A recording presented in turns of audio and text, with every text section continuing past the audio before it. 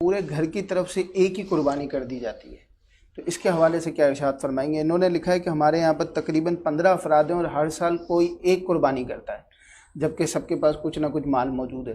پورے گھر کی طرف سے ایک قربانی نہیں ہوتی، ہر بندے کے ذمے جو فریضہ ہوتا ہے یا جو واجب ہوتا ہے وہ اس کا جدا گانا ہوتا ہے۔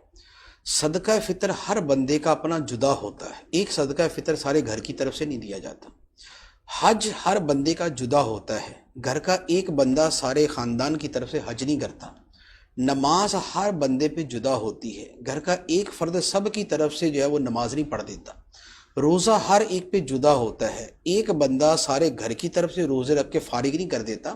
تو قربانی جو ہے یہ بھی اسی طرح کی عبادت ہے کہ یہ ہر ایک کا جدا معاملہ ہے، لہٰذا ہر بندہ جس پر قربانی بنتی ہوگی اسے اپنی جدا گانا قربانی کرنی ہوگی۔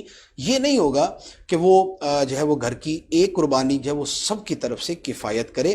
بعض روایات میں اس طرح کا موجود ہے لیکن وہ منسوخ ہیں، اور نبی پاک علیہ الصلوۃ والسلام کا جو بعد کا معمول ہے اور جو صحابہ کرام کا معمول ہے وہ ہمیشہ یہی رہا کہ ہر فرد کی جدا گانا قربانی ہوتی تھی۔